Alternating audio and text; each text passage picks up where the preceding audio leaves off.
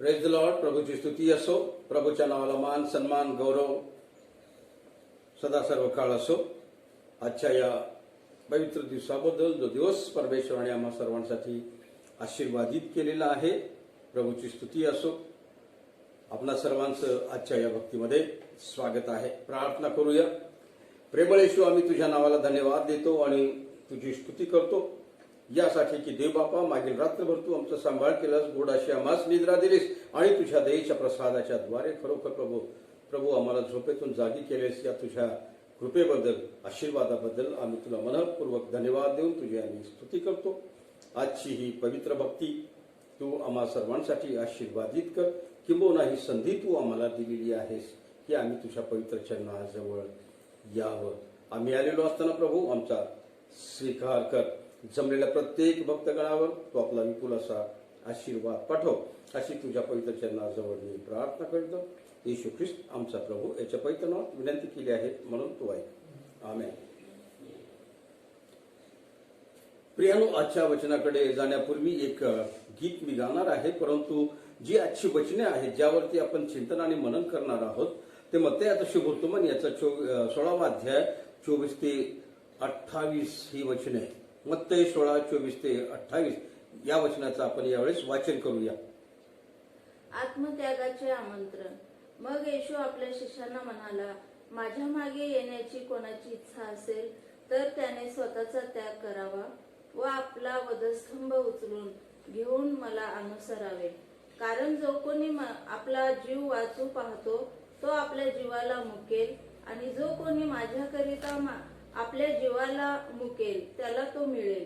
मनुष्याने सर्व जग मिळविले आणि आपला जीव गमावला तर त्याला काय लाभ? अथवा मनुष्य आपल्या जीवाबद्दल काय मोबदला देणार? मनुष्याचा पुत्र आपल्या पित्याच्या गौरवानिशी आपल्या दूतासह येईल. त्यावेळी तो प्रत्येकाला ज्याच्या त्याच्या कृत्याप्रमाणे फळ देईल.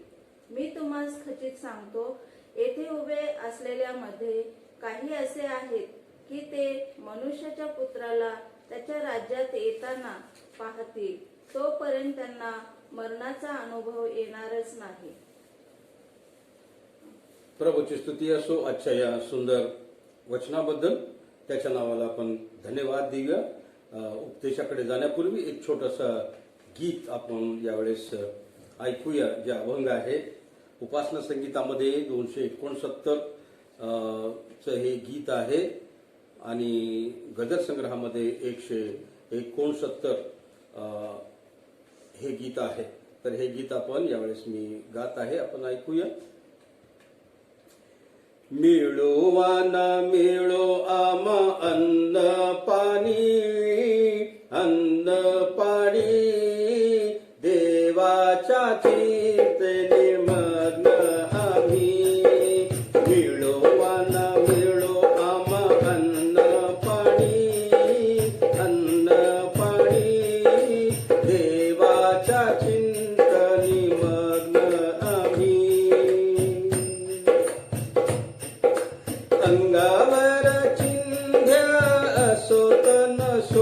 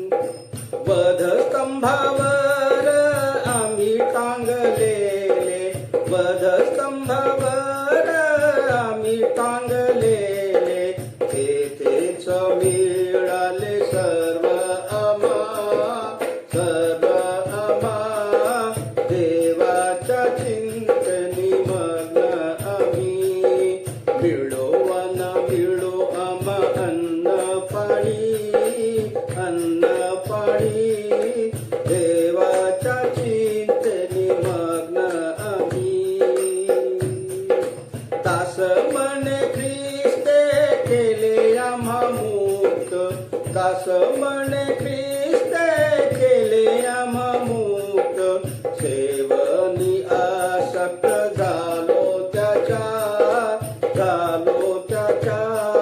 देवाच्या चिंतनी मग्न आम्ही. मिळोवन मिळो आम्हा अन्न पाणी देवाच्या चिंतनी मग्न आम्ही. मिळोवन मिळो आम्हा अन्न पाणी देवाच्या चिंतनी मग्न आम्ही.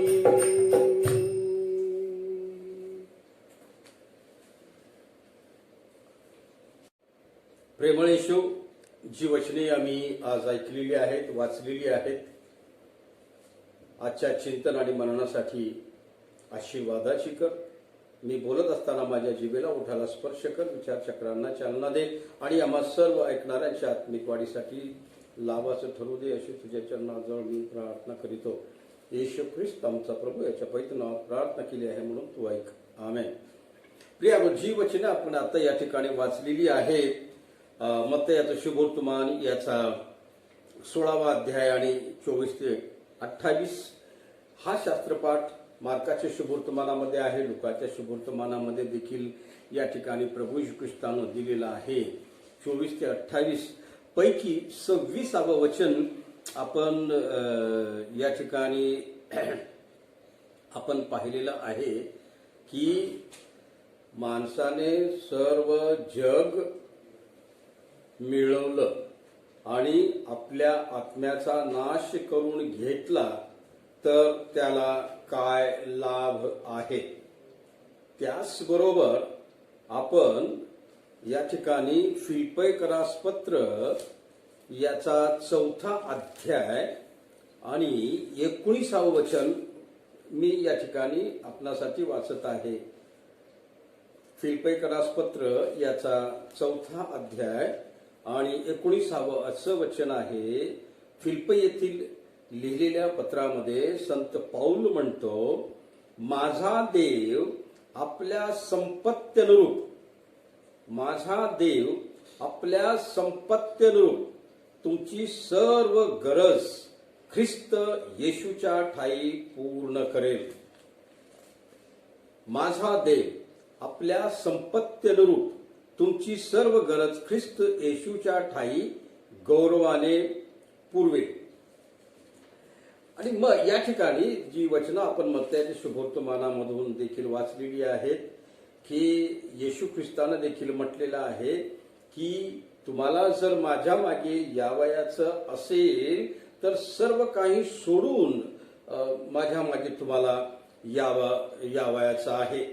आणि अशा प्रकारे या वचनामध्ये आम्ही वाचत असताना फिलिप्पीकराचं पत्र याचा 4था अध्याय 19व्या वचनामध्ये या वचनावरती विशेष रीतीने आपण विचार करणार आहोत की ज्या वचनाचा संदर्भ लोक या जगिक जीवनामध्ये अनेक आपल्या गरजांच्यासाठी, आपल्या जगिक सुखांसाठी आणि जगिक ऐश्वर्यासाठी या वचनाचा संदर्भ कधी कधी जोडतात. आणि म्हणून हे वचन आपल्याला काय सांगत आहे त्याकडे आपण या ठिकाणी पाहणार आहोत. पवित्र शास्त्रामध्ये अनेक मोठी अभिवचनं आहेत. त्या मोठ्या अभिवचनापैकी हे एक वचन आहे की माझा देव आपल्या संपत्त्यनुरूप तुमची सर्व गरज ख्रिस्त येशूच्या ठायी गौरवाने पुरवेल. आणि अशा प्रकारे याच्यामध्ये मग आमची जी गरज आहे शारीरिक आहे आणि आध्यात्मिक, या 2 गरजा संदर्भामध्ये या वचनामध्ये सांगितलेलं आहे. मग माणूस व्यक्ती हा कोणीही असो, मग त्याच्यासमोर गरजा आहेत. आणि अशा प्रकारे परमेश्वराने येशू ख्रिस्तानं जे अभिवचनं, जे प्रॉमिस वर्ड किंवा अभिवचनं आम्हाला दिलेली आहेत त्याच्यावरती आम्ही विश्वास ठेवावा. पवित्र शास्त्रामध्ये साधारणपणे 284 वेळा विश्वास हा शब्द आलेला आहे. जुना करार आणि नवीन करारामध्ये एकूण 284 वेळेस ही वचनं विश्वासावर आधारित वचन त्या ठिकाणी आलेलं आहे. विश्वास म्हणजेच भाव, देवावर भिस्त किंबहुना देवावर श्रद्धा. विश्वास म्हणजे देवावर भाव, त्याच्यावर भिस्त किंवा श्रद्धा या ठिकाणी आपण पाहतो. आणि म्हणून या विश्वासाच्या द्वारे व्यक्ती किंवा माणूस किंवा भक्त हा नीतिमान ठरतो. उत्पत्तीचं पुस्तक 15वा अध्याय आणि 6व्या वचनामध्ये अब्राहम याच विश्वासाच्या द्वारे नीतिमान तो गणला गेलेला आहे. आणि अब्राहमाचा विश्वास आपण या ठिकाणी पाहतो आणि म्हणून त्याला विश्वासाचा पिता देखील असं संबोधलेलं आहे. आणि याच विश्वासाच्या द्वारे तो नीतिमान, रायचियस नीतिमान तो गणला गेलेला आहे. हबक्कूक याचा 2रा अध्याय आणि चौथ्या वचनाच्या ब भागामध्ये किंबहुना 4थं वचन आपण या ठिकाणी पाहूया. पहा, तो गर्वाने फुगला आहे, त्याचा आत्मा त्याच्या ठायी सरळ नाही. धार्मिक तर आपल्या विश्वासाने धार्मिक तर आपल्या विश्वासाने वाचेल. पहा, विश्वासाला किती महत्व या ठिकाणी दिलेलं आहे. जो धार्मिक आहे तो आपल्या विश्वासाच्या द्वारे वाचेल असं हबक्कूक संदेशाचा 2रा अध्याय 4थ्या वचनाच्या ब भागामध्ये त्या ठिकाणी सांगितलेलं आहे. आणि हाच विश्वास आम्ही जुन्या करारामध्ये त्या ठिकाणी पाहतो आणि त्याच विश्वासा संदर्भामध्ये या ठिकाणी प्रभू येशू ख्रिस्ताने नवीन करारामध्ये आम्हाला सांगितलेलं आहे. मत्तेचं शुभवर्तमान 8वा अध्याय 13व्या वचनामध्ये की तुझ्या विश्वासाने तुला बरे केले आहे. त्याचप्रमाणे त्याच विश्वासाने शताधिपतीचा चाकर या ठिकाणी आम्ही पाहतो बरा झालेला आहे. शताधिपतीचा विश्वास, त्याच विश्वासाने प्रभू येशू ख्रिस्ताकडे तो आलेला आहे. आणि प्रभू येशू ख्रिस्तावरती त्याचा असलेला प्रचंड विश्वास या ठिकाणी तो व्यक्त करतो आणि म्हणतो की तुम्ही माझ्या छपराखाली यावं या लायकीचा मी नाहीये, तर शब्द मात्र येथून बोला म्हणजे माझा चाकर तिथे बरा होईल. हा पहा किती प्रचंड मोठा विश्वास या ठिकाणी आहे. त्याचबरोबर 9वा अध्याय मत्ते 9 आणि 28व्या वचनामध्ये मी समर्थ आहे असा विश्वास तुम्ही धरता का? या 2 आंधळ्यांना संबोधून प्रभू येशू ख्रिस्ताने सांगितलेलं आहे की तुम्हाला दृष्टिदान प्राप्त व्हावं यासाठी तुम्ही माझ्याकडे आलेला आहात.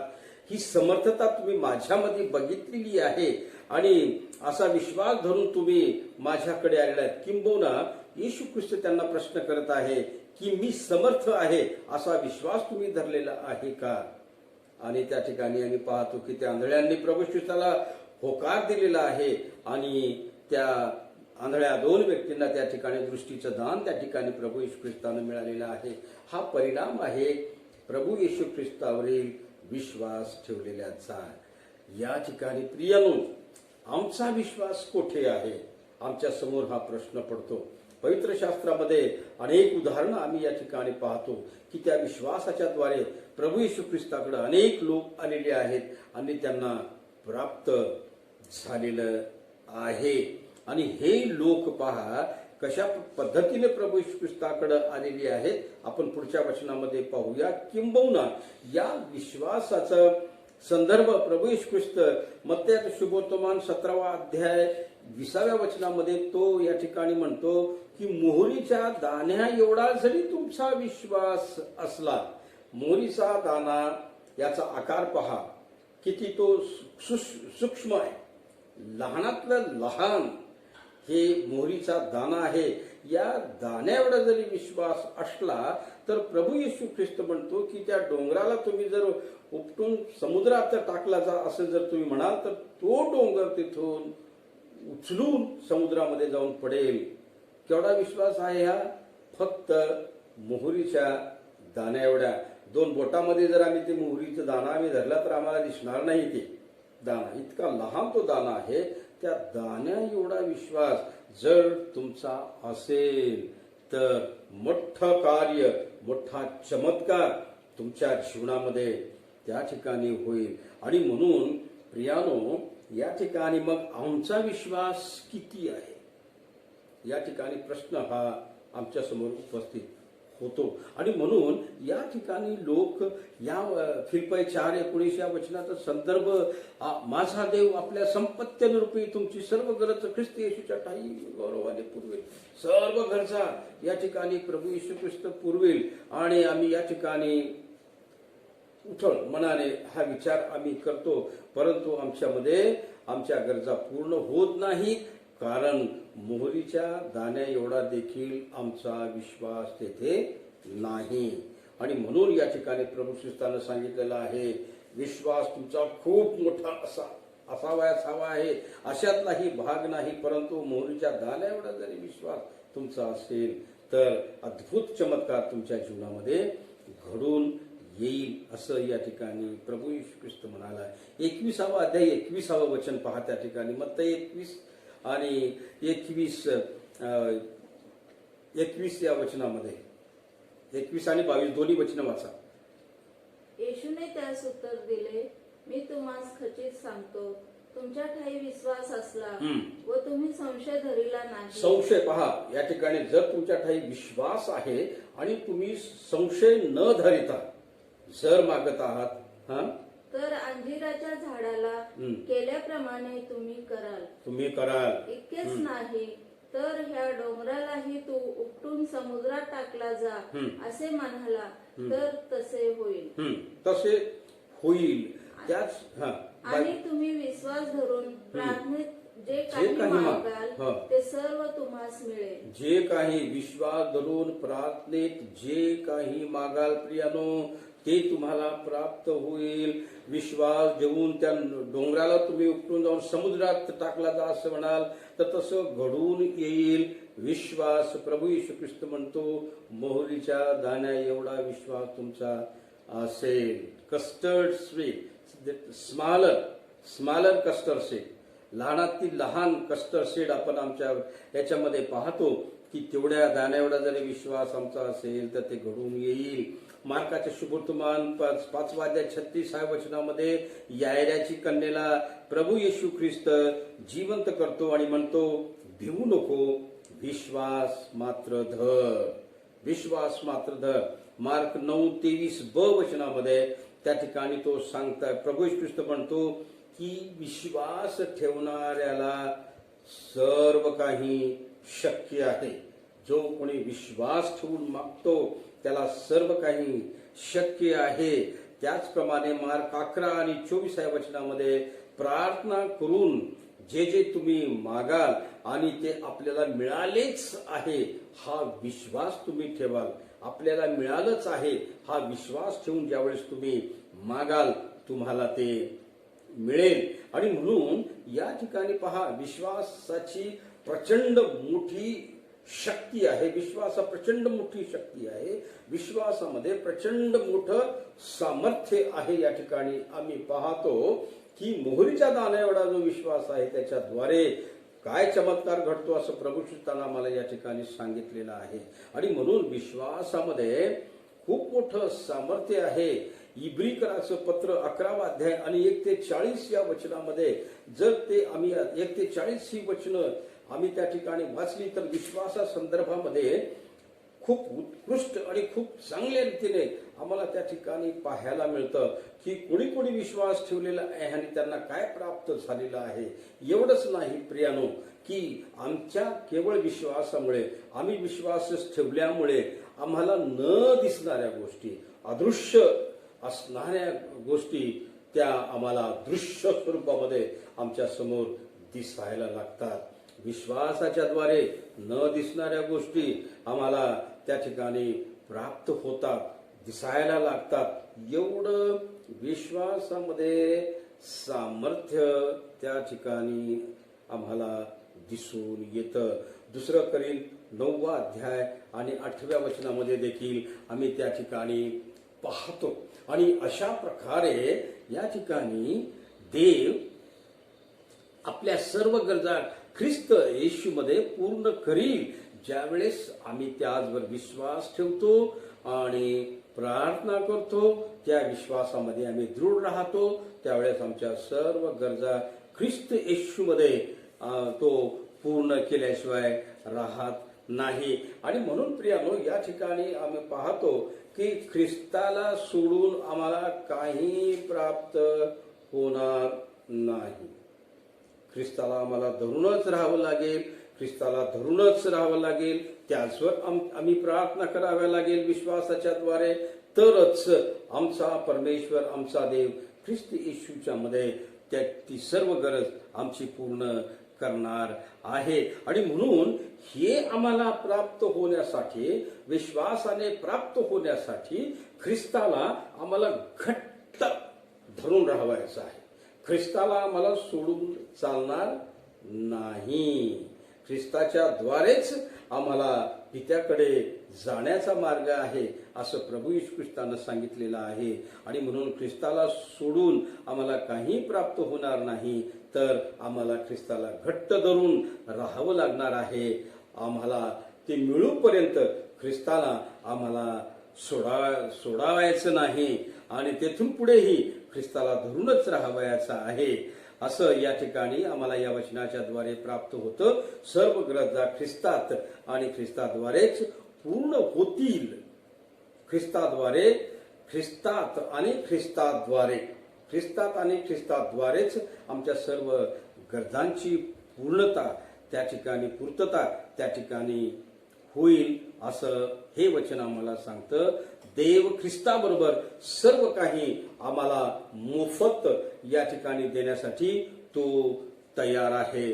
पण जेव्हा आम्ही ख्रिस्तात असलं पाहिजे. कलसेकरास पत्र याचा 2 अध्याय आणि 7व्या वचनामध्ये त्या ठिकाणी संत पाऊलानं कलसे येथील मंडळी लिहिलेल्या पत्रामध्ये, फिलिप्पीकराच्या बाजूला पत्र या वचनामध्ये गलतीकरानंतर या ठिकाणी त्यांनी सांगितलेलं आहे कलसे 2:7 मध्ये की तुम्ही काय राहायला पाहिजे की त्या 2 अध्याय 7वं वचन वाचा. त्यांच्यामध्ये मुळावलेले रचलेले मुळावलेले जशा झाडाच्या मुळा खोल जमिनीत जाऊन अन्न आणि पाणी शोषण करतात, तर ते मुळावलेलं आहे. तुम्हा शिकविल्याप्रमाणे आणि त्या विश्वासामध्ये मुळावलेले, त्या विश्वासामध्ये रचले जात असलेले, जसं बांधकाम सुरू असताना विटेवर वीट ठेवली जाते, दगडावर दगड ठेवले जाते आणि त्या इमारतीची उंची वाढत जात राहते, त्या पद्धतीनं आम्ही विश्वासामध्ये रचले गेलेले पाहिजे आहे. आमचा विश्वास रोज आणि रोज त्याची उंची वाढत जावी. पुढं विश्वासात विश्वासामध्ये दृढ होत असलेले आणि निरंतर परमेश्वराची उपकार स्तुती करणारे व्हा. विश्वासामध्ये दृढ होत असलेले. आणि म्हणून या ठिकाणी जेव्हा अशा प्रकारे आम्ही ख्रिस्ती विश्वासामध्ये मुळावलेले होऊ, ख्रिस्ती विश्वासामध्ये आम्ही रचले जाऊ आणि ख्रिस्ती विश्वासामध्ये निरंतर आम्ही परमेश्वराची स्तुती करत जाऊ, आमच्या सर्व गरजा त्या ठिकाणी पूर्ण होतील. अन्यथा आम्हाला ते प्राप्त होणार नाही. आणि म्हणून प्रियानो, या ठिकाणी परमेश्वराची, ख्रिस्ताची स्तुती ही निरंतर आमच्या हातून घडून यावी आणि आम्ही ख्रिस्त विश्वासामध्ये मुळावलेले आणि रचले जात असलेले आम्ही व्हायास हवं आहे. आणि या ठिकाणी मग या गोष्टी या ठिकाणी प्रभू येशू ख्रिस्त मग त्याचं शुभवर्तमान 6वा अध्याय आणि 23व्या वचनामध्ये त्याने सांगितलेलं आहे, जर जगिक सुख तुम्हाला पाहिजे आहे, जगिक गोष्टी तुम्हाला पाहिजे आहेत, तर प्रथम तुम्ही त्याचं राज्य मिळवा. वाचत 6वा अध्याय 23वा वचन. पण तुझा डोळा सदो दोष असला तर तुझे संपूर्ण शरीर अंधकारमय होईल. ह्यास्तव तुझ्यातील प्रकाश जर अंधार असला तर तो अंधार केवढा. हा संदर्भ वचन हे थोडंसं हे चुकलेलं आहे, परंतु त्या वचनामध्ये प्रभू ख्रिस्ताने सांगितलेलं आहे की पहिल्याने त्याचे राज्य मिळवावे, नीतिमत्व मिळवावं, आपोआप तुम्हाला सर्व गोष्टी त्या ठिकाणी प्राप्त होतील. आणि म्हणून आम्ही काय करतो की जगिक हे त्याचं राज्य प्राप्त व्हावं यासाठी आम्ही झटत नाही. आज जगाकडे जर आम्ही बघितलं की परमेश्वराचं राज्य आम्हाला प्राप्त व्हावं यासाठी लोक झटत नाहीयेत. त्याचं राज्य आम्हाला मिळावं म्हणून त्यासाठी प्रयत्न करत नाहीयेत. त्याचं नीतिमत्व आम्हाला मिळावं यासाठी प्रयत्न करत नाहीयेत. तर या ठिकाणी आम्ही पाहतो की जगिक गोष्टी आम्हाला मिळाव्यात यासाठी प्रयत्न करत आहेत, परंतु त्याचं राज्य मिळवण्याचा प्रयत्न या ठिकाणी करत नाहीयेत. आणि म्हणून ही धडपड आम्ही करू नये. मत्तयाच्या शुभवर्तमानामध्ये तेच सांगितलेलं आहे 16 अध्याय 26 वचनामध्ये की मानवाने सर्व जग मिळवलं आणि आपल्या आत्म्याचा नाश करून घेतला तर त्याचा काय लाभ आहे. आणि म्हणून या ठिकाणी आम्ही पाहतो इब्री 11 आणि 6 वचनामध्ये विश्वासापासून त्याला संतोषिणे अशक्य आहे. विश्वासापासून त्याला संतोष विणे हे अशक्य आहे. त्याचकडून शोध करणाऱ्यास आम्हाला या ठिकाणी प्रतिफळ मिळतं. आणि म्हणून विश्वासापासून आम्ही परमेश्वराला संतोष देऊ शकत नाही, आनंदित करू शकत नाही. तर या ठिकाणी आम्हाला इतर गोष्टी या ठिकाणी त्याच्यापासून आम्हाला मिळतील. आणि म्हणून रोमकराचं पत्र 8 ते 32 वचनामध्ये देवाने ख्रिस्ताला राखून ठेवलं नाही तर आपल्या इतर गोष्टीसह तो आम्हाला देणार नाही का. प्रियानो, देवाने तुमच्या माझ्यासाठी ख्रिस्ताला राखून ठेवलं नाही, आपल्या जवळ ठेवलं नाही, तर आमच्या तारणासाठी, आमच्या उद्धारासाठी त्याने ख्रिस्ताला या जगामध्ये पाठवलेलं आहे. आम्हाला आमच्या मानवाच्या कल्याणासाठी, तारणासाठी दिलेलं आहे. आणि म्हणून इतर गोष्टी परमेश्वर देणार नाही का. देणार. आणि म्हणून त्या ठिकाणी फिलिप्पी येथील मंडळी लिहिलेल्या पत्रामध्ये संत पाऊल म्हणतो, माझा देव आपल्या संपत्त्यनुरूप तुमची सर्व गरज ख्रिस्त येशूच्या ठाई गौरवाने त्या ठिकाणी तो पुरवील. आणि म्हणून या ठिकाणी आमच्या सर्व गरजांची पूर्तता होण्यासाठी आम्ही त्याचा झटून शोध करावा. जो त्याचा झटून शोध करतो त्याचं त्याला प्रतिफळ येशू ख्रिस्त त्या ठिकाणी देतो. आणि म्हणून रोम येथील लिहिलेल्या पत्रामध्ये देखील संत पौलाने म्हटलेलं आहे की तुमच्या आणि माझ्यासाठी परमेश्वराने ख्रिस्ताला देऊन टाकलेलं आहे, मग इतर गरजांची पूर्तता तो करणार नाही का. तो आम्हाला कमी देणार नाही. परमेश्वराने सर्वस्व म्हणजेच आपला एकुलता एक पुत्र जगाच्या कल्याणासाठी, मानवाच्या उद्धारासाठी या ठिकाणी दिलेला आहे. तर वैभवी गौरवानुसार आमच्या सर्व गरजांची पूर्तता या ठिकाणी तो करेल. आणि म्हणून त्याचं जे वैभवी गौरव आहे त्या वैभवी गौरवाला त्या ठिकाणी अंत नाही, शेवट नाही. कारण गौरव त्याच्यामध्ये आहे. वैभवी गौरव प्रामुख्याने या ठिकाणी आम्ही पाहतो की आध्यात्मिक गौरव, आध्यात्मिक वैभव, जे वैभवी गौरव आहे त्याला आध्यात्मिक वैभव असं म्हटलेलं आहे. सर्व गोष्टीमध्ये आध्यात्मिक देव आम्हाला विपुलपणे आशीर्वादित करण्यास तो तयार आहे. जेव्हा आम्ही पहिल्याने त्याचं राज्य मिळवण्याचा आम्ही प्रयत्न करतो. विश्वास मात्र ठेवा म्हणजे तुम्हाला ते प्राप्त होईल.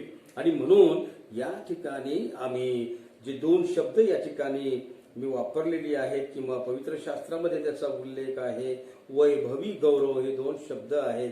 वैभव म्हणजेच त्याचा अर्थ आहे वैभव, परमेश्वराचं वैभव म्हणजेच परमेश्वराची थोरवी, परमेश्वराचं ऐश्वर्य, परमेश्वराचं राज वैभव. स्तोत्र 8 आणि 1 वचनामध्ये त्या ठिकाणी सांगितलेलं आहे की तू आपले वैभव आकाशभर पसरिले आहे. 8वा अध्याय स्तोत्र 8वा अध्याय पहिल्या वचनामध्ये की तू आपलं वैभव आकाशभर पसरिले आहे. वैभव म्हणजे परमेश्वराची थोरवी, त्याचं ऐश्वर आणि त्याचं राज्य वैभव. आणि यशाया संदेष्टा 6वा अध्याय 3ऱ्या वचनामध्ये यशाया म्हणतो पृथ्वीची थोरवी त्याने त्याचे वैभव होय. पृथ्वीचं थोरवी, पृथ्वीचं मोठेपण हे परमेश्वराचं वैभव आहे. आणि म्हणून या ठिकाणी मत्तयाच्या शुभवर्तमानामध्ये 4था अध्याय 8व्या वचनामध्ये ज्या ठिकाणी प्रभू ख्रिस्ताच्या अरण्यामध्ये परीक्षा होत असताना सैतानाने त्याचं राज्य व वैभव प्रभू येशू ख्रिस्ताला दाखविलं आणि त्याला म्हणाला की फक्त मला नमन कर म्हणजे हे सर्व राज्य आणि वैभव मी तुला देऊन टाकेल. आणि अशा प्रकारे या ठिकाणी जो राज्य किंवा वैभव या ठिकाणी हा शब्द प्रयोग आहे तर सर्व पृथ्वीमध्ये परमेश्वराचं राज्य आहे, परमेश्वराचं ऐश्वर आहे, परमेश्वराचं वैभव आहे. अखंड सृष्टी ही परमेश्वराच्या वैभवाने भरून गेलेली आहे, त्याचं ऐश्वर भरून गेलेलं आहे. आणि म्हणून या ठिकाणी मत्तयाचा 24वा अध्याय आणि 30व्या वचनामध्ये पुत्राला आकाशातून वर स्वर्गातून वैभवाने येताना ते पाहतील. मोठ्या वैभवाने, मोठ्या राजवैभवाने प्रभू येशू ख्रिस्त आकाशातून उतरणारा आहे, कारण तो वैभवी आहे, त्याची थोरवी आहे. आणि म्हणून अशा प्रकारे तो वैभवाने येईल त्यावेळेस लोक त्याला पाहतील. आणि त्याचबरोबर मार्काचं शुभवर्तमान 13वा अध्याय आणि 26व्या वचनामध्ये देखील आम्हाला तो संदर्भ त्या ठिकाणी पाहायला मिळतो. हे आपण पाहिलं वैभवाबद्दल. दुसरं आपण पाहत आहोत गौरव. गौरव म्हणजेच मान, गौरव म्हणजेच मोठेपणा, ग्लोरीफाय. गौरव म्हणजे मान, गौरव म्हणजे मोठेपण. लेवी याचा 10वा अध्याय 3ऱ्या वचनामध्ये अहरोनाचे मुलगे नादाब व अबिहू यांचे पातक अशास्त्र अपवित्र अग्नी धुपाटणे वाचा. 10वा अध्याय 3रं वचन लेवी 10:3.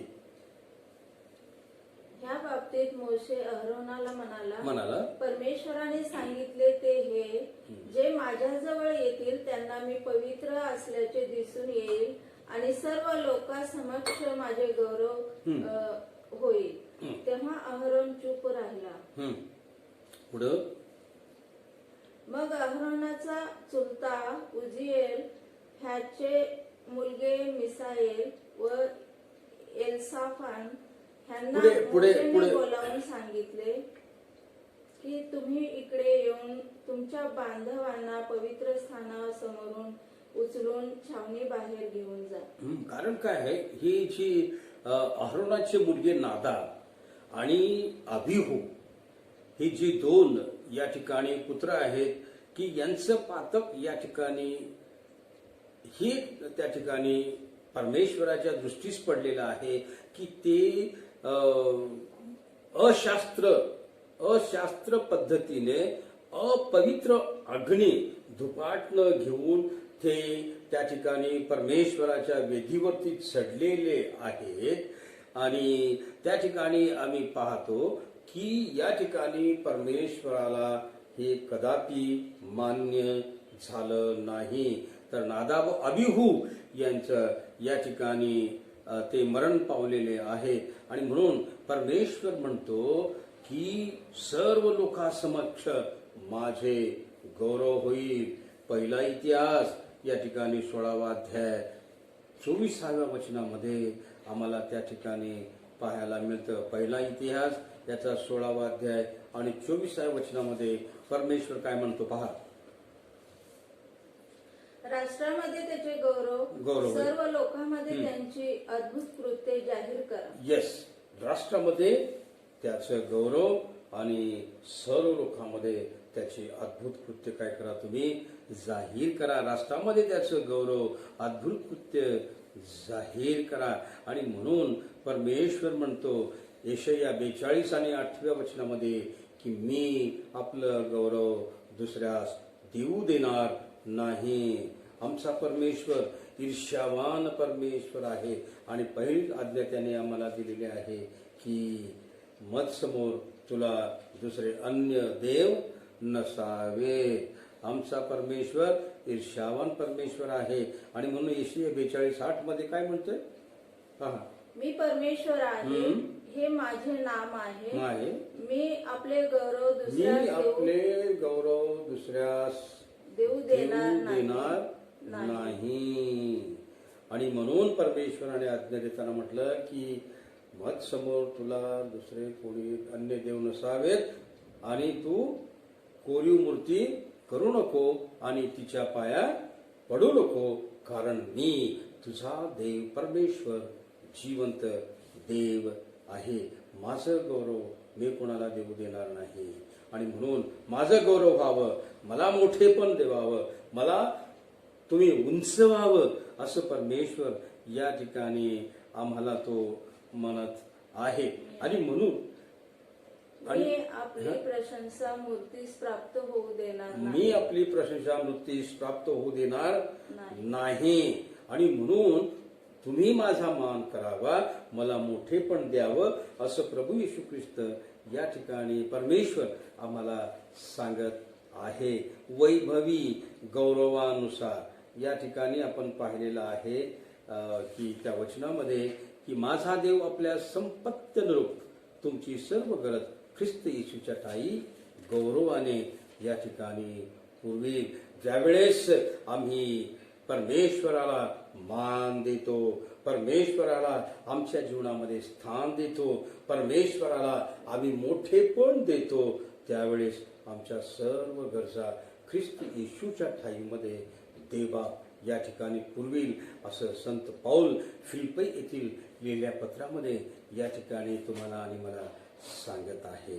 परंतु प्रियानो, आम्ही पाहतो मत्तयाच्या शुभवर्तमानामध्ये प्रभू येशू ख्रिस्तानं सांगितल्याप्रमाणे 16व्या अध्यायाच्या 20व्या वचनामध्ये या तुम्ही सर्व जग मिळवलं. आज आम्ही पाहत आहोत जगामध्ये राष्ट्रामध्ये स्पर्धा लागलेली आहे.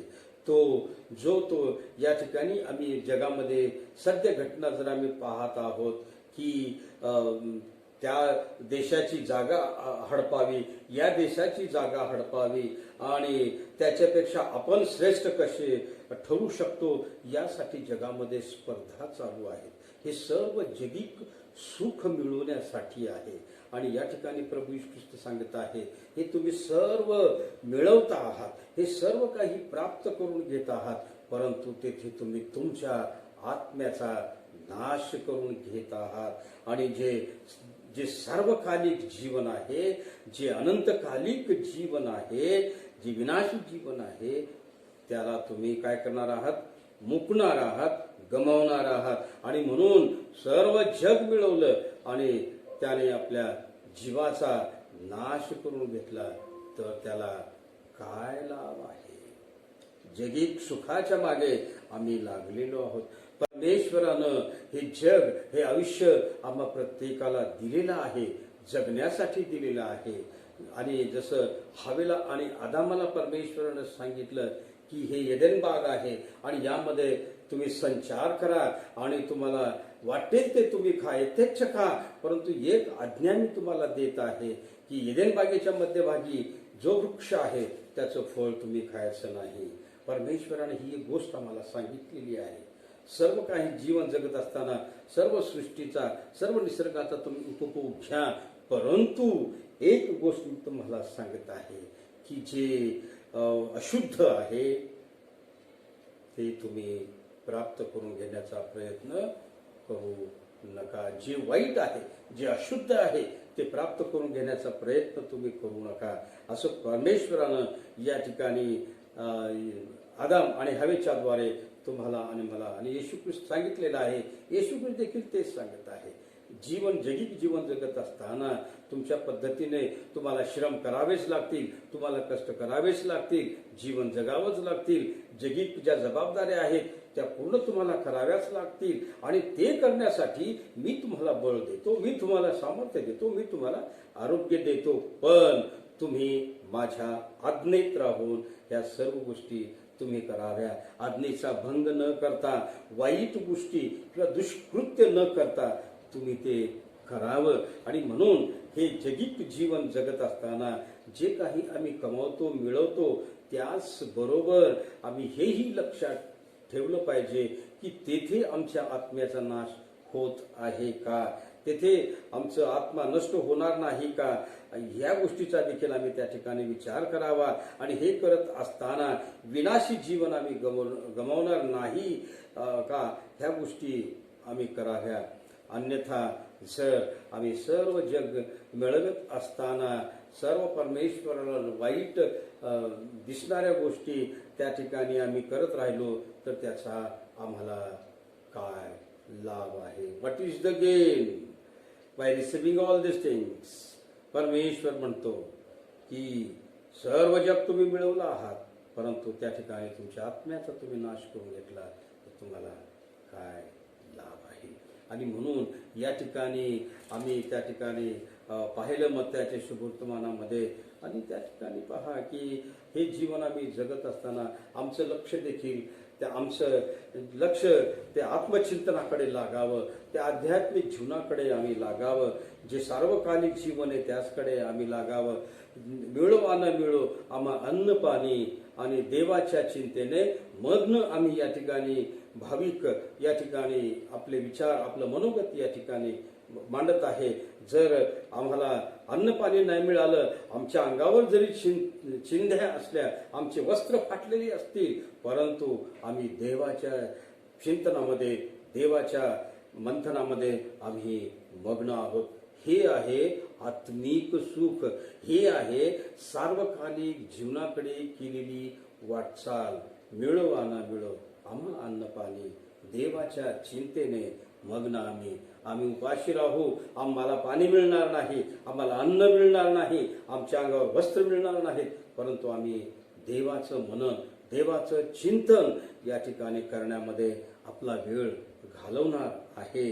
आणि म्हणून ते अविनाशी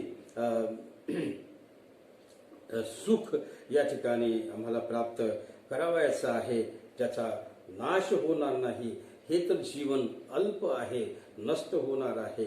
आणि म्हणून जे सार्वकालिक आहे, जे नष्ट होणार नाही, ते जीवन प्राप्त करून घेण्याचा आम्ही प्रयत्न करावा.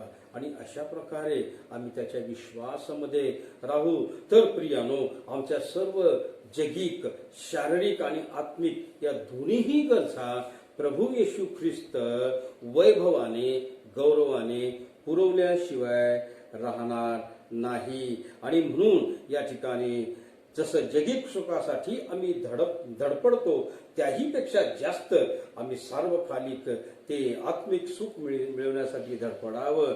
आणि म्हणून या ठिकाणी आम्ही पाहतो की पोकळ विश्वासाच्या द्वारे आम्ही आमचं जीवन जगू नये, तर दृढ विश्वासाच्या द्वारे मुळावलेलं, रचलं जात असलेलं आणि निरंतर स्तुती करत असलेलं जीवन आम्ही जगावं. कारण हे जीवन अल्प आहे.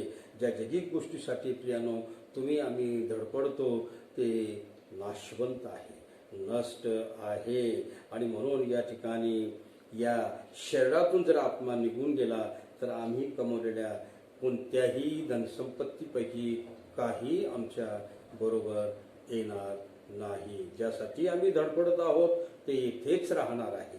आणि म्हणून या ठिकाणी आम्ही पाहतो की माणसानं सर्व जग मिळवलं आणि आपल्या आत्म्याचा नाश केला तर त्याला काहीही लाभ होणार नाही. प्रियानो, प्रभू येशू ख्रिस्तच्या दृढ विश्वासाच्या द्वारे आमची प्रत्येक गरज परमेश्वर प्रभू येशू ख्रिस्तामध्ये, ख्रिस्त येशूच्या ठाई गौरवाने पुरवल्याशिवाय राहणार नाही. देवबाप करू आणि आजची ही वचने आम्हा सर्वांसाठी आशीर्वादित करू अशी प्रभू चरणी आपण प्रार्थना करूया. छोटीशी मी प्रार्थना करेन, त्यानंतर आपण प्रभूची प्रार्थना म्हणू आणि आशीर्वाद घेऊ. आपण प्रार्थना करूया. प्रेमळ येशू, आम्ही तुझ्या पवित्र नावाला धन्यवाद देतो, तुझी आम्ही स्तुती करतो यासाठी की तुझ्या पवित्र वचनापासून प्रबोधेबाद्वारे तू आमच्याशी बोललेला आहेस. मत्तई 16 आणि 26 वचन, फिरपेकरास पत्र याचा 4 ते 19 वचनामधून तू आमचं मार्गदर्शन केलंस. प्रभू देव बापा, कधी कधी वचनाचा अर्थ आम्हाला कळत नाही, त्याचा संदर्भ आम्ही वेगळ्या दृष्टिकोनातून आम्ही घेतो आणि परंतु प्रभू देव बापा, आज त्या वचनातून तू आम्हाला समजावून सांगितलेलं आहेस की आम्ही दृढ विश्वासामध्ये राहतो. आमचा विश्वास मोहरीच्या दाणा एवढा जरी असला तर आमच्या जीवनामध्ये मोठे अद्भुत चमत्कार घडून येतील असं तुझं पवित्र वचन आम्हाला पाहायला मिळतं. इब्री 11:41 या वचनामध्ये प्रभू देव बापा, विश्वासाच्या द्वारे अदृश्य असणाऱ्या गोष्टीही तुम्हाला प्राप्त होतील असं तुझे पवित्र वचन आम्हाला सांगतात. म्हणून तुझे विश्वासामध्ये स्थिर आम्ही राहावं, प्रभू देव बाबा, दूर राहावं, त्या ठिकाणी मुळावलेलं आणि रचले जात असलेलं आणि निरंतर आम्ही तुझी स्तुती तुझी आराधना करणारे आम्ही व्हावे. आणि म्हणून प्रभू देव बापा, ज्यावेळेस आम्ही तुझ्या विश्वासात दृढ राहू, तुझ्यामध्ये दृढ राहू, त्यावेळेस देवाचं वचन आम्हाला सांगतं की ख्रिस्ताद्वारे तुमची प्रत्येक गरज त्या ठिकाणी पुरवली जाईल. आजची वचने आम्हा सर्वांसाठी आशीर्वादित कर आणि प्रभू, या भक्तीमध्ये जमलेल्या प्रत्येक लहान थोरावर तू विपुल असा आशीर्वाद पाठव. आजचं पवित्र वचन सर्वांसाठी आशीर्वादित कर. जमलेल्यांच्या घरामध्ये, कुटुंबामध्ये प्रभू देव बापा, तुझं स्वर्गीय सुख, आशीर्वाद, कृपा, शांती, प्रीती, आरोग्य सदा सर्व काळपर्यंत असू दे. या करोना व्हायरसच्या या परिस्थितीमध्ये सर्वांचा सांभाळ तू कर अशी मी तुझ्या चरणाजवळ नम्र विनंती करतो. सर्व लहान थोर मंडळीवर तू आपला विपुल आणि भरपूर असा आशीर्वाद पाठव. तुझ्या चरणी प्रार्थना, मान, सन्मान, गौरव आणि महिमा प्रभू येशू केवळ तुलाच आणि तुला येशू ख्रिस्त आमचा प्रभू येशू याच्या नावामध्ये प्रार्थना केली आहे म्हणून तू ऐक. आमेन. हे आमच्या स्वर्गातील पित्या, तुझे नाम पवित्र मानले जाऊ, तुझे राज्य येऊ, जसे स्वर्गात तसे पृथ्वीवर तुझ्या इच्छेप्रमाणे हो. आमची रोजची भाकर आज आम्हाला दे आणि जसे आमचे ऋणास ऋण सोडले आहे तसेही तो आमचे ऋण आम्हाला सोड आणि आम्हाला परीक्षेत नको तर आम्हाला वाईटापासून सोडव, कारण की राज्य, सामर्थ्य आणि गौरव ही सर्व काळ तुझीच आहे. आमेन. आपण आशीर्वाद घेऊया. मेंढरांचा महान मेंढराळ आमचा प्रिय प्रभू येशू ख्रिस्त याची कृपा, देव बाप याची प्रीती आणि पवित्र आत्म्याचं सहभागीपण आम्ही येथे जमलेल्या प्रत्येक लहान थोरांच्या बरोबर आजपासून सदा सर्व काळ पर्यंत असो. आमेन. शालोम. प्रभूची शांती तुम्हाबरोबर असो. आमेन.